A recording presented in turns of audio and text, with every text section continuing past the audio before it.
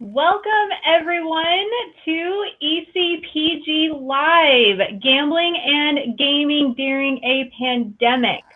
I am Tana Russell, Assistant Director at ECPG, and you see I've got several very special guests with me today. But before I introduce them, I wanted to first welcome you all and invite you to participate. We have people tuning in both from Facebook and YouTube. So you are invited to make comments and share in this discussion. You are also invited to help interview our guests with me. So if you have a question for one of them, please feel free to post it. If it's to someone specifically, just put their name at the front of your question. And we have Rob behind the scenes again, and he will be filtering. We may have comments and questions coming in on similar topics. So he'll be reading those for us, and you may see your comments slid onto the screen for us. And of course, just as a reminder, this is not a confidential platform, and everyone is welcome. So you are all invited to view and comment and share. So first, let me welcome our guest. We have Hilarie Cash with us. She is the Chief Clinical Officer and co-founder of Restart Life, a treatment facility for many things: internet gaming disorder, internet addiction, gambling, shopping. What else am I missing, Hilarie? Is there anything else you would like the audience to know about you? I guess what I'd like them to know about Restart is that we are treating people whose primary addiction is to screens, some aspect of screens, but that in addition, we treat the other mental health co-occurring conditions that go along with that, like depression and anxiety, which are very common, ADHD, and others like that. Excellent, excellent. And of course, thank you for making time to be here with us today, because I know you guys are very busy. And also with us, we have Julie Hynes, Executive Director of the Oregon Council on Problem Gambling, our sister to the South, and also a certified prevention specialist. And Julie, you've been working in the problem gambling field for how long now? I don't know, like since I was 8. 18 years. 18 years now. Excellent, excellent. Is there anything else you'd like the audience to know about you think might be helpful? Just shout out to everybody who's watching. Thanks for being here on a Friday afternoon. I'm really passionate about prevention, about gaming and gambling, and I hope that you'll find this helpful. Excellent, excellent. And of course, we've got Ty Lostuetter with us. He is our Evergreen Council on Problem Gambling Board President, researcher, clinical psychologist, man of many hats. Ty, is there anything else you'd like the audience to know about you as we get started? No, I'm again very appreciative that people are willing to spend their afternoon with us, especially given that it's about the start of a weekend. So thank you for spending time with us. And it's great to be with this panel of people who I just love working with. So yeah. Yes, absolutely. And welcome everybody who is tuning in. Please give a shout out to where you're from and who you're with. Thanks for joining us. So Rob, if you want to get us started, we've got a few interview questions just to get this discussion rolling.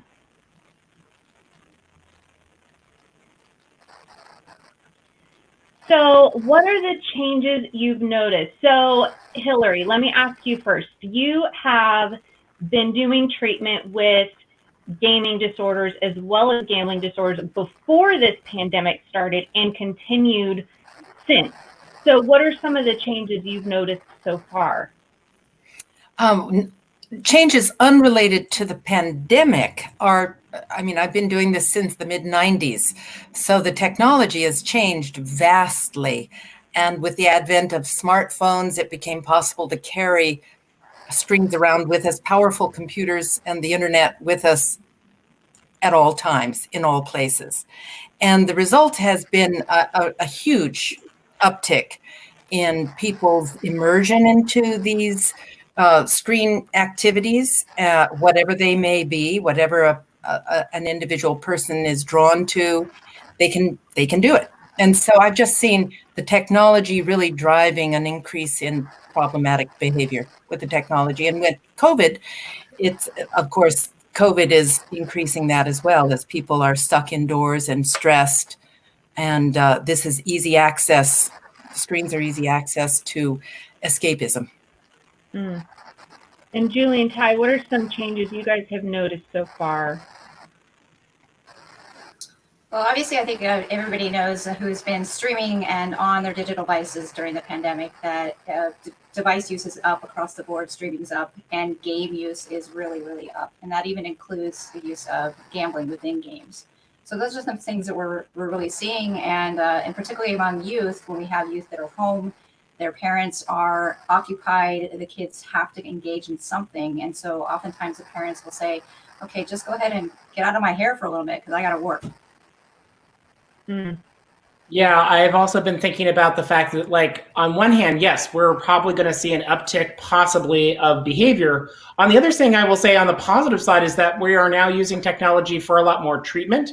So I will say that as someone who has been doing health, the fact that we can now provide telehealth, I can tell you that I have been involved in several research studies to look at the effectiveness of telehealth. And so I do actually like that, with the same idea that people can use these technologies in ways that might not be best for their behaviors. I do think it's going to let people have access to healthcare that they may not been able to have before. So there have been a lot more flexibility in people's schedules, and the fact that they can actually do individual appointments on the screen and they don't have to drive to my clinic to see me. There might be some ways in which we might be able to leverage this technology also to get people into treatment and effective treatment. And I can also tell you that from the research is those that use, at least psychologically, the treatment that we can provide through telehealth seems to be as effective as if you were in person. So that's actually a step in the right direction, is that we might be able to get people to come into treatment that we weren't able to get before.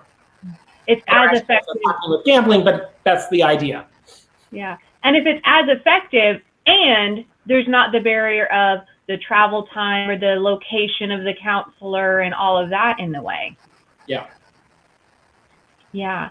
I have heard from some that continuing treatment with existing patients has gone really, really well, but getting new clients has been harder during this time. There's fewer intakes, there's fewer people reaching out for help right now. I don't have any theories as to why maybe people aren't reaching out for help as much at the moment. They may think, well, maybe if they didn't already know it was there, they may assume it's closed or it's shut down or something. Well, I'll just make a quick comment on our own experience at Restart, which is that we got very few calls in the beginning of the pandemic, and I think people were just hunkered down and experiencing their lives in this stressful time, didn't know what was happening, very worried about finances and all the rest of it. And now that people have kind of gotten used to it and the problems generated by it, by that shutdown are emerging more and more clearly. And we've seen that reflected in a huge upswing in calls of people needing treatment.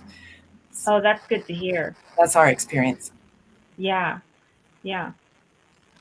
And thank you, Troy. Thanks for tuning in. Yeah, he says he's had a lot less cancellations and no-shows. And I've also heard that from others as well, that with being able to tune in virtually, attendance is really great right now, which is good. And so I wonder how that will translate to post-pandemic areas, how treatment facilities will want to handle that. Will they do hybrids or go back to face-to-face? Hi, Jody. She says we can finally solve the behavioral health desert because of telehealth. Absolutely. Absolutely. And I know we had a question come in for Ty. It might be a little long to put on the screen, so I'll read it here. Gambling and gaming disorders are both often considered hidden addictions. Is social distancing making it more likely to escape through these vehicles, especially for those isolated alone? For those at home, are people with gambling or gaming disorders being hidden even further as family members are in close proximity?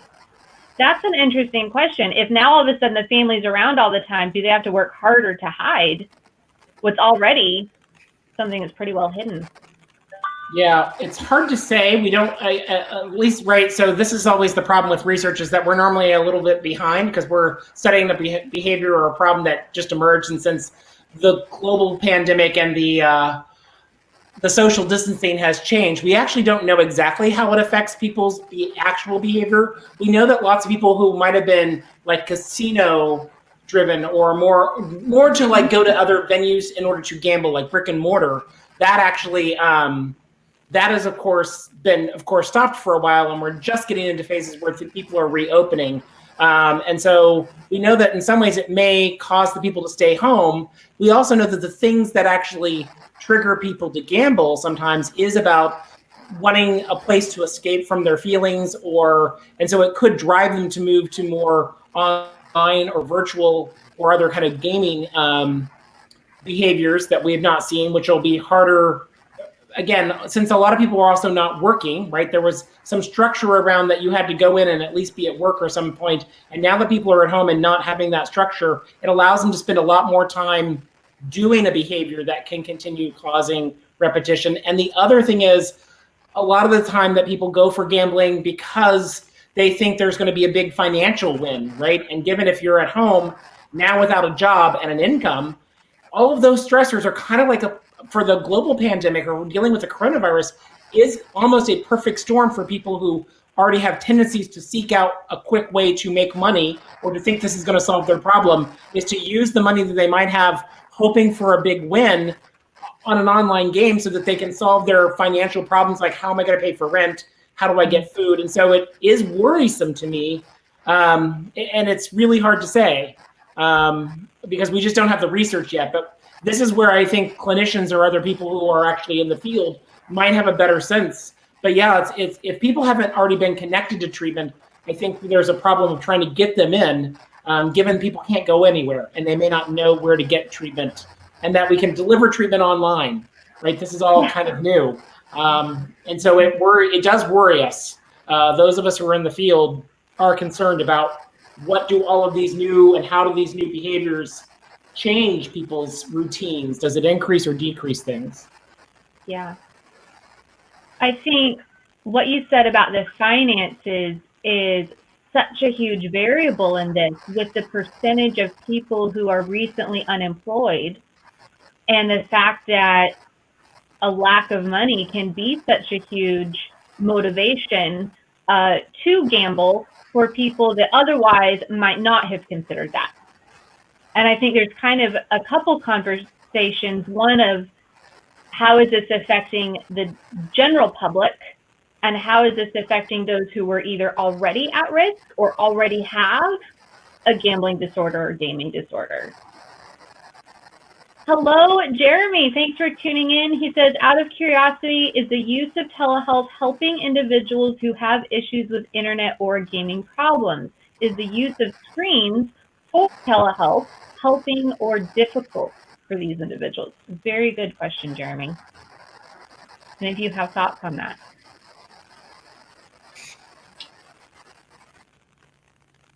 Well, my thought about it is that we've been using telehealth because of the coronavirus at Restart, and it's been fine, but Restart is a structured environment, and so even if somebody feels somewhat triggered because they're in front of the screen, that ends in an hour or whatever that length of time is. And so I do think that would be the potential for somebody who's really trying hard to stay away from screens. Just the mere opening up a computer can be very triggering. And so I think that is the problem that is potentially there. Mm-hmm. Hilarie, I want to know what you think about this, but isn't it also like, in some ways, what I would also tell all of the treatment providers out there is that you should be at least asking your patients about that very issue. How difficult was it to do a telehealth session with me and then close the laptop, right? This is at least food for fodder to have a discussion around, because then you can actually help people plan, prepare, and deal with the fact that just because someone's triggered doesn't mean they have to act on the trigger, right? So That's right. reality is we're going to need people to work with. Money is going to exist. People with gambling problems are going to have to eventually learn how to manage their life with money.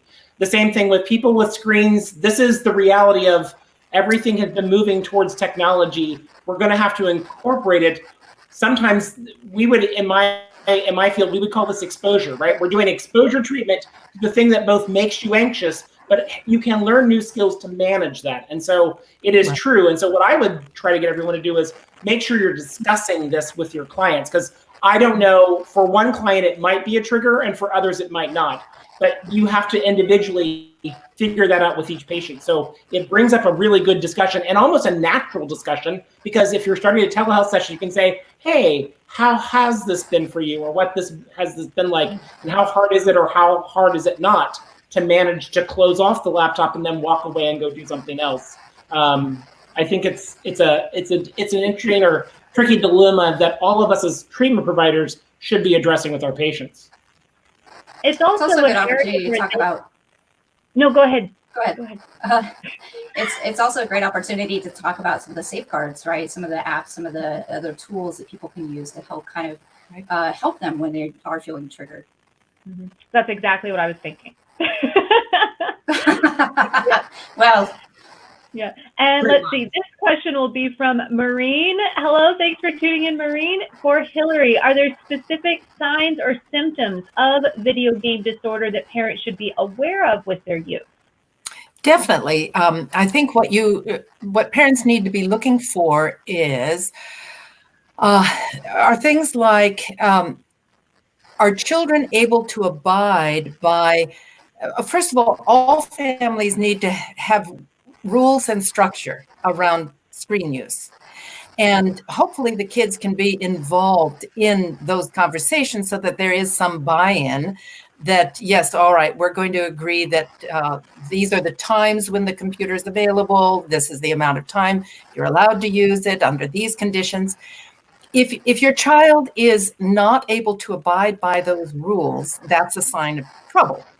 And if that persists in spite of whatever consequences come, then you're looking at a kid who's really struggling with something.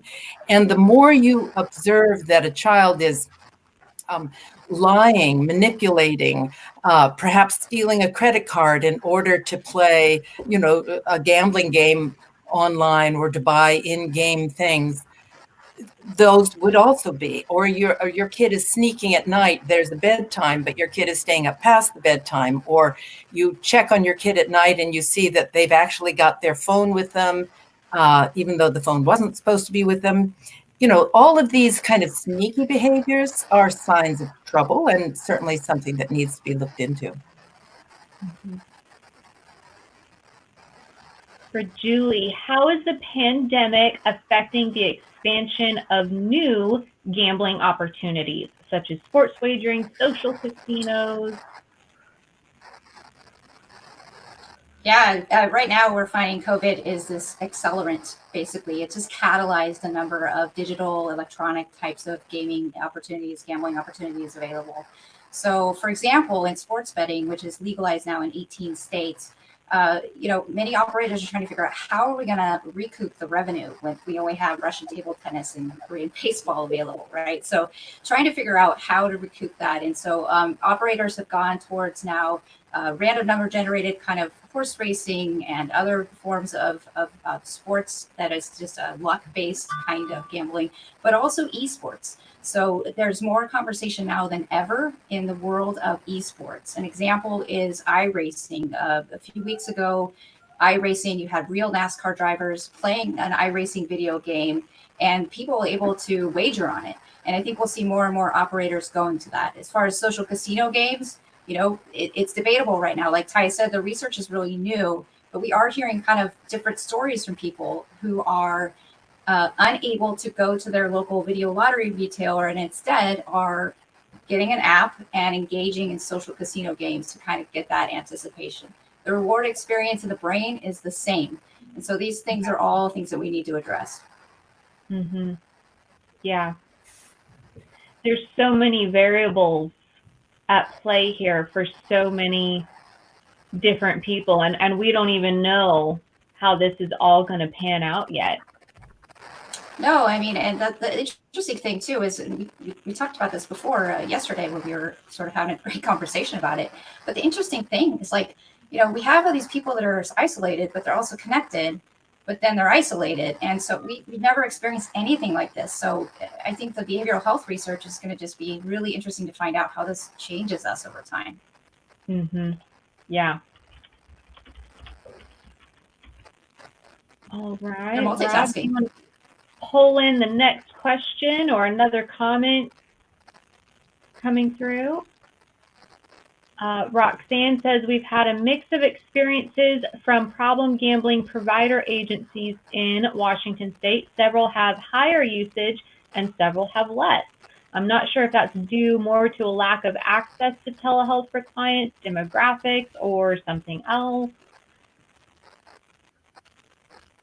Yeah, that's a good question. I think that'll be something that will be interesting to delve deeper into when we've got some more data here, and how each facility operates during the pandemic can affect that as well. And there's so many variables there. Yeah, some might go up, some might go down. Hello, Rhonda. I was thinking with the screen. Hey, Rhonda. I was thinking with the screen and using the computer for telehealth, is that similar to someone needing to walk in a grocery store or a restaurant? There are triggers everywhere, and the more talking about this, the better. Yeah. I completely agree. I think that's the best. Yeah. Having some discussion around it, at least clinically, is relevant, and then helping people if they are being triggered. And some people, believe it or not, it isn't a trigger for them. They just don't respond in the same way. So it varies by individual. Mm-hmm. Or trigger extinction can happen with some time. Those triggers are just less frequent, less intense. Yeah. Yeah. Yeah. Let's see. Rob, do you want to pull over our prevention or research question? That's a great point, Rhonda, about the stimulus money. We were thinking about that too. You just put that up there about the stimulus money. That's an excellent point. Oh, did I miss something? It was Rhonda again. I might have missed. She had 2 great questions and comments. Oh, well, pull it back up there for us, Rob.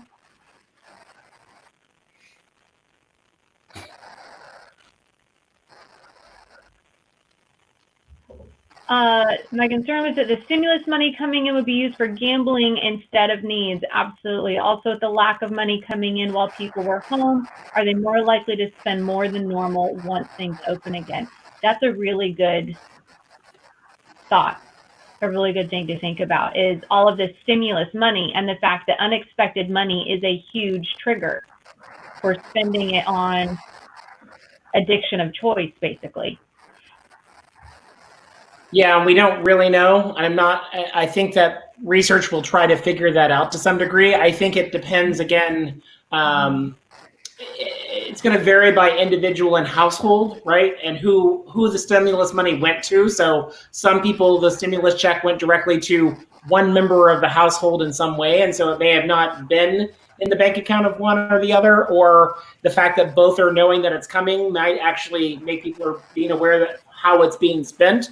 But it's a question we don't know. But yes, there was some concern, at least those of us who do gambling research and worry about the early big win. Was a big stimulus check being sent to you considered an early big win, right? Not that it was a win. It was supposed to be money that's used to get you through this pandemic. But for most people, that probably wasn't even enough to really cover their needs, and certainly not for as long as we've now been out.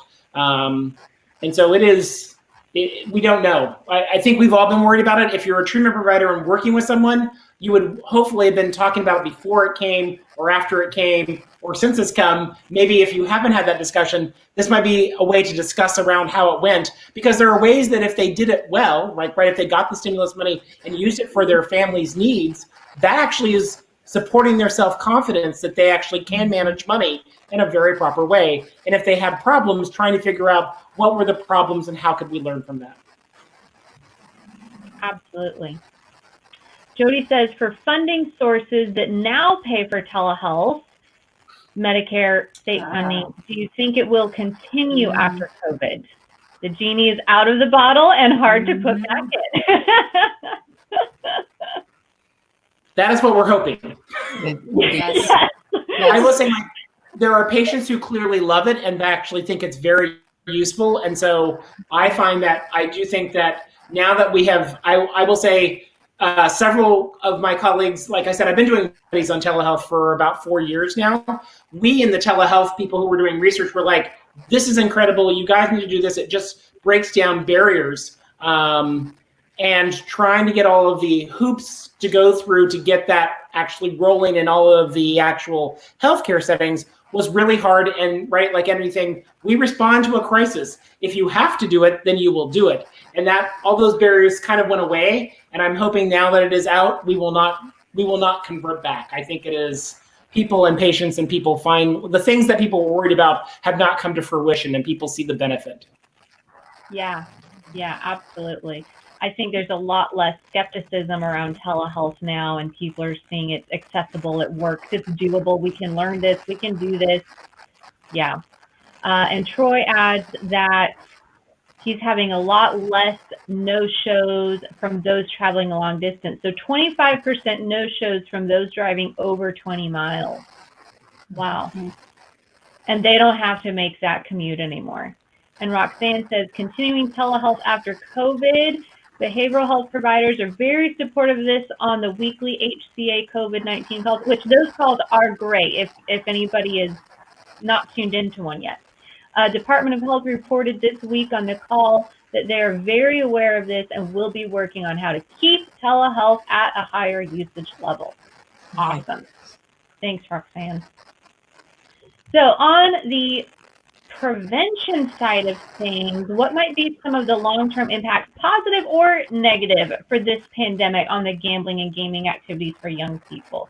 Julie, you want to start us off with that long-term positive, negative impact, you think? Yeah, I think there are a lot of positive impacts in that, people are finding themselves a way to stay connected, and that crosses all of the media, right? Whether it's social media and even in gaming. And so with young people being able to stream together, for example, my son plays Minecraft with his best friend that he can't see. And, they have these kind of, basic conversations, but they're staying connected. There are some things that are really helpful with that. There are also a lot of concerns, right? I mean, we're in this weird situation where our kids are required to be on Chromebooks or what have you in order to go to school. And then the rate of screen use in general is so much higher, but also the gaming world. And so it's introducing some people potentially to risky, lengthy online behavior, potentially even risking things of value. We know that esports spectators, for example, have greater rates of gambling in games, and they are also able to use cryptocurrencies. There's just a whole bunch of stuff right now that we just are seeing. Again, I don't want to repeat too much, but it really is an accelerant for things that we've already seen coming down the pike. So when we think about this from a prevention perspective, we really want to pay attention to things in youth, like that isolation piece. Isolation, if they're escaping, hiding more and more, because this is a collective trauma, it's understandable that people are using things to feel like they need to escape, but it's also important to talk about that healthy usage with them. So when we're looking at overall the need for connection, the need for competition, the need for a lot of things that people aren't getting because of the pandemic, we have to think about maybe healthy balance and healthy ways to address this. Yeah. If I could add just a few more comments to those excellent points. I think what I'm seeing is that this, for some families, and I think we don't know yet, Ty's the researcher, he'll be able to maybe one day answer the question of the percentages of families that are experiencing this. But I definitely think there is a percentage, and I'm hoping it's a high percentage, of families that are kind of rediscovering their connection to one another and are finding that, because they don't have to spend so much time in commuting, they are at home, they are figuring out ways to structure their lives and their own work lives and their kids' lives in a way that the computer use is is limited in appropriate ways, and the family is spending a lot more time together. They're getting out and playing together. So I think this has created some opportunities for, I hope, many people to actually make better connections and finding that the computers can be used in really healthy and appropriate ways. There is some great content online for kids of all ages.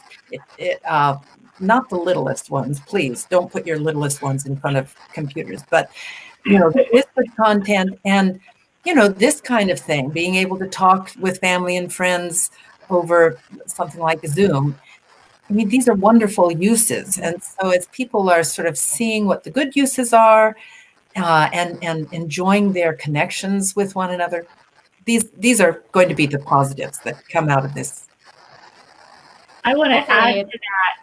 I'm getting outdoors more, and I so often see those families outside, with all of the kids in a group, out walking, getting some fresh air. And of course, everybody splits the sidewalks and the trails to social distance when outside still. But it is great to see some of those families reconnecting and getting outside, and maybe they'll keep that up. Yeah. Susan, hi, thank you for tuning in. She says, we are getting all the providers to sign on a letter to the commissioner to ask the waiver to continue. It's just another useful tool, especially for out of state. Awesome. Thank you, Susan. And Kitty says, have there been any campaigns in the Pacific Northwest to specifically address the unique problem gambling challenges that relate to COVID? The casinos or video lottery terminals. I know the Oregon Lottery recently launched a great Play It Safe effort that speaks to buying scratch-it tickets responsibly, but I'm not familiar with anything related to high transactive velocity play. Awesome. Rob, if you want to pull that down so we can see Julie and Ty. Great. You don't need to see it. You need to see Ty, but not me. Yeah, you don't really need to see me either. Well, I don't know of any. Again, I think it's great that we are seeing that and that the industry is thinking about that as well. I think we can continue to advocate and work with our colleagues in those fields to do that.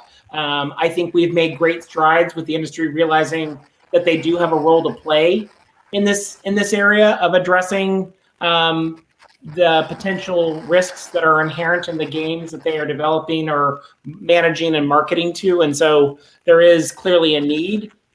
Do I, as a researcher, always think there could be more? Of course. But that is always what you hear from every research paper, is that we need more research. So just like that, I think we need more awareness of that, that people should try to be responsible and to use these things as they were intended in moderation. Yeah. If they're going to use it all. Tag on to that. Yeah. If I could just tag on to that too, there's another piece here that's, I think, important for us to address, which is, cashless. People are talking now, because of the nature of COVID, people don't want to touch, they want contactless payments. And what are the concerns for us when we talk about then the transactions that occur, the speed of play that occurs? And we, in our worlds, prevention, treatment, and research, we want to see more data coming from the industry with regard to how people's playing performance is. Absolutely. And we know the farther removed from cash, the more we tend to spend. And I know in Washington, the closing and reopening of the casinos is having a big impact on our gambling activities in the state. And we've seen a increase in the scratch-off tickets. But Julie, if you wouldn't mind, being from Oregon, talking a little bit about the differences in Oregon with the video lottery terminals everywhere, and how maybe that's a variable you guys are going to have to be considering.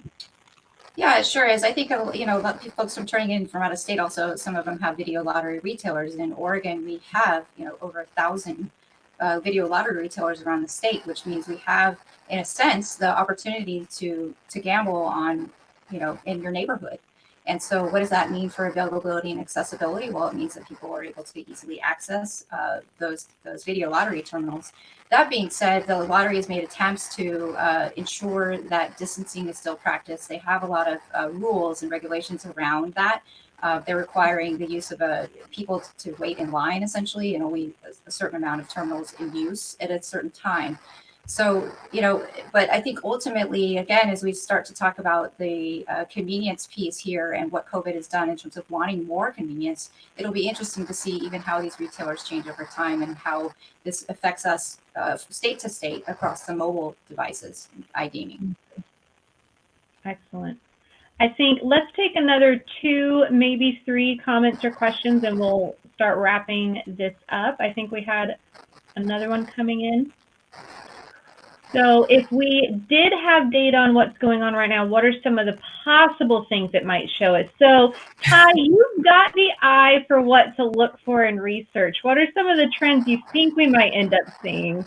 Well, again, I think we would think about, are people substituting gambling? So if they can't go to brick and mortar or out other things, are they turning more? Do we see an increase of online behavior? We've been talking about for years that online behavior, online gambling and gaming was going to immediately just take off. And we didn't see it for a long period of time. But now that we have a stay-at-home environment and there's nothing really monitoring your schedule or making you do that, do we see either, as Julie was suggesting before, new people who never found this and now start doing it more, or even the people who were doing it, are they doing it more because they have nothing else to do? And I think the variables that we've talked about is, are families being more in tune of what people are doing, or is everyone going off in their own corner on their own screen and not aware of what's going on? So we don't know what variables might titrate or give rise to that. And then the other thing we've talked about again is how are people feeling? So are they using gambling and gaming as a way to cope or take away their negative affect as a way to increase their use? So again, is the fact that everyone is currently dealing with not only a global pandemic, but a civil discussion about what's going on, where people have very different perspectives, and there's a lot of political turmoil and stress in our country, and people legitimately feel that night after night. And so people are anxious and want to get rid of their anxiety. And so sometimes this is a game is a way to tune it off or get rid of it for a while. And so we don't really, again, there are things we want to know, but we don't actually know we don't know right now to be able to tell people. What we normally use when something's new, what we normally use is exactly what we're discussing today. What anecdotally are we seeing at least walk into the clinic door, or what are we hearing, or what things are able to pull a little bit out of research at this point to give us ideas or suggestions of how we might intervene or help people and help people regulate what's going on. Thank you. Well, we hope that you will spearhead taking on some of that research when you can, and let us know what you all find. Roxanne says, we do know that in April there was at least a 15% increase in lottery sales. Yeah. You know what's, like what you said a minute ago, Ty, was bouncing from one thing to another during this time, is that also happening with the way people ask for help? Are we just not aware of, we're used to people asking for help a certain way, and now they're just asking for a different way, and we haven't quite learned where and how to look for that yet, right? Yeah. Or to convince people that they should, again, if they think all the clinics are closed and they're not aware that we can see people through telehealth, then there might be a reason not to go to a clinic, right? If you think that in order to start healthcare, you must actually physically go somewhere to get it, they're being told not to go anywhere or to stay home, or that they're worried that the clinics they would go to, they might get COVID, it's going to keep them away from clinics, right? Unless we do a better job advertising that we can start intakes, we can see even brand new people. And I have done it in my own healthcare settings. I have seen brand new patients via telehealth, and it works just fine. But I know that makes people anxious, because a lot of the time the people we're dealing with are dealing with very serious either mental health or physical health or both issues. And sometimes they do need medical expertise beyond just psychology or counseling, right? There's a need for them to get physical health as well as mental health. And if they just do it by telehealth, it makes people nervous to see new patients that you've never seen before. But if that's going to be a barrier to get people to not come in, I run the risk of bring them in and then we will manage. So you basically need to have a plan of if they were in desperate need. What I normally do with my telepatient is, where are you located right now? What is your address? We figure out an actual, who is your emergency contact that I could call? What is the number you're at?